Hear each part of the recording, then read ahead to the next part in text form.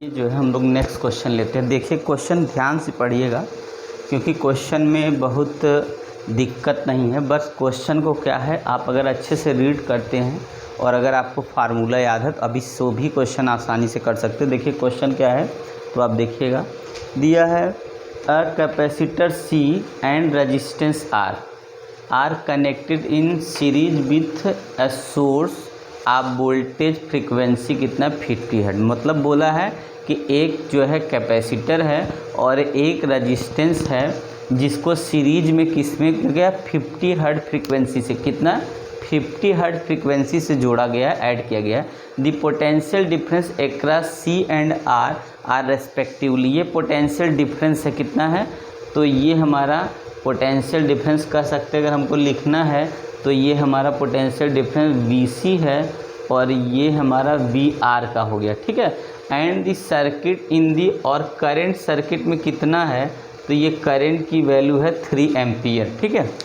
पूछा क्या है, इम्पीडेंस ऑफ दी सर्किट, मतलब Z बताना है, इम्पीडेंस बताना है, और वैल्यू ऑफ दी इंडक्टेंस बताना है जब पावर क्या हो 1 हो। यूनिटी का मतलब जब पावर 1 हो तब इंडक्टेंस की वैल्यू बतानी है। तो आप क्वेश्चन को ध्यान से देख लीजिए और क्वेश्चन का स्क्रीनशॉट ले लिए, तब हम आपको बताना शुरू करते। तो देखिए आप स्क्रीनशॉट ले लिए, तो चलिए देखिए क्या है, इसका सलूशन लेते हैं। सबसे पहले हम लोग करेंगे क्या, गिवन वैल्यू लिखेंगे। अगर आप गिवन लिखते तो हाफ मार्क आपका गिवन पे मिल जाता है। तो आपको सबसे पहले ये देखना है, तो ये फ्रीक्वेंसी हमारी कितनी है, तो न्यू इज इक्वल टू या एफ इक्वल टू कह सकते हैं 50 हर्ट्ज फ्रीक्वेंसी। सबसे पहले फ्रीक्वेंसी दे दिया है, मैंने लिख दिया।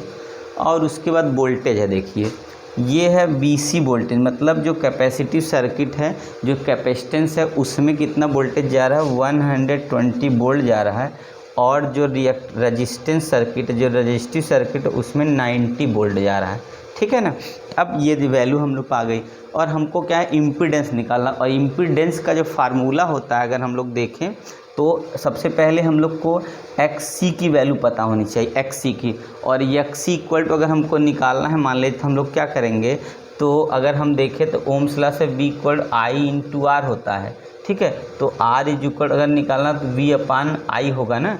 तो अच्छा एक चीज़ और नहीं लिखा, अभी पहले लिख दें। और हम लोग को क्या पता है, और करंट की वैल्यू पता है कितना 3 एम्पियर है जो दोनों में जा रही है, ठीक है। अब इसके आगे यहीं बढ़ जाते। देखिए सबसे पहले हम लोग जानते हैं अकॉर्डिंग टू ओम्स लॉ, अगर XC की वैल्यू लिखे तो R हम लोग जानते हैं V equal I into R क्या होता है, इसको इरेज कर लेंगे, इसलिए यहाँ लिखते हैं V equal I into R।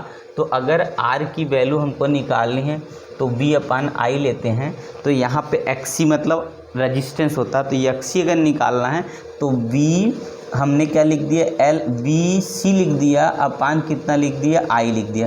BC की वैल्यू कितनी है तो आप ध्यान से देखेंगे तो BC की वैल्यू 120 है और हमने यहाँ I की वैल्यू 3 लिया है, तो ये कटेगा तो 40 हमारा कितना होगा, ओम हो जाएगा। ये XC की वैल्यू है, ठीक है। ऐसी हम अगर R की वैल्यू निकालें, हम किसका रेजिस्टेंस निकाले, तो यहाँ पर VR अपान कितना लिखेंगे, I लिखेंगे। VR की वैल्यू देखिए 90 वोल्ट दिया है और 3 से डिवाइड कर दिया तो ये कितना होगा 30 ओम हो गया। तो मतलब दो वैल्यू हमको पता चल गई, एक XC की और दूसरी R की पता चली, XC और R की, ठीक है। आपको दिख रहा है ना, XC और R की वैल्यू हमको क्या हो गई, यहाँ से पता चल गई है XC क्या है और R की वैल्यू क्या है, ठीक है। तो चलिए हम लोग इधर आगे बढ़ते हैं। तो अब देखिए ओम्स लॉ का जो वैल्यू हम लोग यहाँ इरेज कर देते हैं क्योंकि हमको ओम्स लॉ बहुत पहले से याद है। अब क्या करना है, आपको इम्पीडेंस निकालना है। तो इम्पीडेंस का जो फार्मूला होता है हम लोग जानते हैं क्या होता है, R² प्लस XC², ये होता है इम्पीडेंस निकालने का फार्मूला। तो Z इक्वल टू अगर हम अब इम्पीडेंस का फार्मूला निकालें तो R की वैल्यू हमारे पास 30 का स्क्वायर हो जाएगा प्लस XC हो जाएगा 40 का स्क्वायर, और Z की वैल्यू जब हम निकालेंगे तो 30 का 3 का स्क्वायर 9, 4 का 16 और कुल मिला के हो जाएगा 2500 ये। और 25 का जो स्क्वायर रूट निकलता है वो 50 हो जाएगा। तो ये हम लोग समझ गए 50, ये क्या हो गया ओम। तो इम्पीडेंस की जो वैल्यू हो जाएगी वो कितनी हो जाएगी, तो 50 ओम हो जाएगी इम्पीडेंस की वैल्यू, ठीक है। तो इम्पीडेंस की वैल्यू कितनी आ गई 50 ओम। तो सबसे पहले क्या पूछा था कि इम्पीडेंस की वैल्यू क्या है। दूसरा क्या, वैल्यू ऑफ द इंडक्टर जब प्योर फैक्टर। तो हम लोग क्या करेंगे, देखिए सबसे पहले अगर पावर फैक्टर क्या हो, पावर फैक्टर अगर क्या हो, फैक्टर इक्वल टू 1 होगा तो हमारा होगा कितना, X L equal to X C हो जाता है, ठीक है। तो एक्स एल इक्वल टू जो है वो कितना है हमारा, तो एक्स एल की एक्स सी की वैल्यू जो है, पावर फैक्टर क्या है इक्वल टू इतना होता है। तो एक्स सी की वैल्यू हमारी कितनी है, तो एक्स सी की वैल्यू हम लोग निकाले हैं कितना है, और एक्स सी इज इक्वल होता है 1/2 पाई, यहाँ पे न्यू, और यहाँ एक मिनट इंडक्टेंस पूछा था क्या, अच्छा इंडक्टेंस पूछा है, और यहाँ पे क्या है देखिए सीआर सर्किट है, इसमें इंडक्टेंस पूछा है तो ये वाला वैल्यू आ जाएगा। सबसे पहले आप लिखेंगे क्या, एक्सएल इक्वल टू एक्सी, जब पावर फैक्टर 1 हो तो एक्सएल इक्वल टू एक्सी हो जाता है, और हमें एक्सीएल की जो वैल्यू मिल जाएगी एक्सी की वैल्यू मिल जाएगी, और एक्सी की वैल्यू हमारे पास कितनी है, तो आप देखेंगे तो आपके पास 40 है। एक्स सी की वैल्यू कितनी है देखिएगा, एक्स सी की वैल्यू 40 आ गई। अब एक्सएल का जो फार्मूला होता है वो 2 पाई और न्यू होता है कितना, न्यू एल इक्वल टू 40, और हमें इंडक्टेंस एल निकालना, तो एल इक्वल हो जाएगा 40/2 पाई इंटू 100। तो ये आ गया एल इक्वल टू 40 कितना होगा 200 पाई, यही ना। तो आपको दिख रहा है तो मैं लिखूं, एक बार चेक कर लीजिए कहाँ नीचे कहाँ तक दिख रहा है, वहाँ तक मैं जहाँ लिखूँ दिख रहा है कि नहीं, तो आगे बढ़ता हूँ। तो अगर हाँ आपको तो दिख रहा है तो ठीक है, तो देखिएगा मैं इरेज नहीं करना चाह रहा हूँ इसलिए मैं कोशिश कर रहा हूँ इतने में हो जाए। तो इसके बाद देखिएगा अगर हमको इसकी वैल्यू निकाले तो 0 से 0 कट जाएगा, ठीक है, और इसको काटेंगे तो 5 होगा।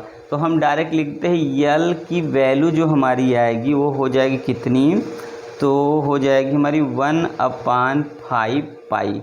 एल की वैल्यू कितनी होगी 1/5 पाई।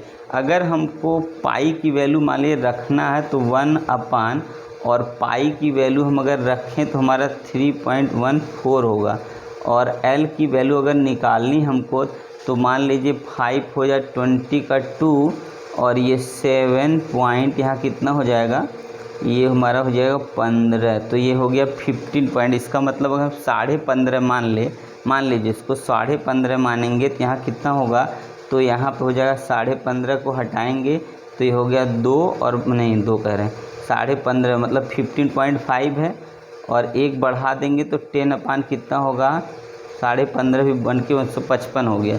इसको अगर हम काट भी देंगे तो हमारा 2 कितना होगा, फिर से वहीं आ गया 5 3 15 और 31 आ गया, तब भी फंसेगा।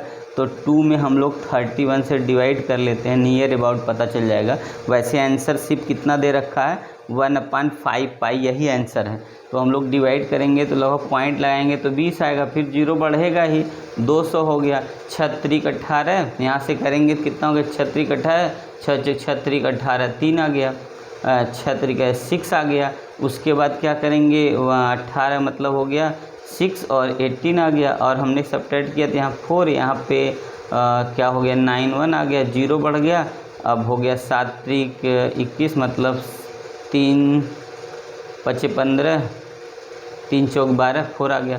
तो वैल्यू हमारी आ गई लगभग कितनी, तो आप लिख सकते हैं यल की वैल्यू हमारी लगभग आ गई 0.064, ये वैल्यू आ गई, या तो 1/5 पाई आ गई, ये एल की वैल्यू है, ठीक है ना। तो आप देख लीजिए आपको समझ में आ गया। देखिए क्वेश्चन बहुत दिक्कत नहीं था, आसान था। क्या पूछा था, इम्पीडेंस, आप जो है वो ले लीजिए स्क्रीनशॉट।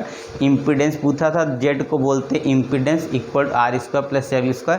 बाद में बोला पावर फैक्टर यूनिटी हो तब एल की वैल्यू। तो हम लोग जब जानते हैं एक्सएल इक्वल टू एक्सी होता तभी ऐसे कंडीशन आती, पावर फैक्टर 0 हो जाता है। तो एक्सएल इक्वल एक्सी होगा, तो अगर एक्सी की वैल्यू 40 है तो एक्सएल के लिए 2 पाई न्यू एल निकाल 40 रख के एल की वैल्यू फाइंड कर लेंगे, जिसकी वैल्यू 1/5 पाई है, ठीक है ना। तो आप लोग ध्यान से क्वेश्चन देख लीजिए, आपको क्वेश्चन आ जाएगा। तो चलिए हम लोग जो है नेक्स्ट क्वेश्चन लेते हैं।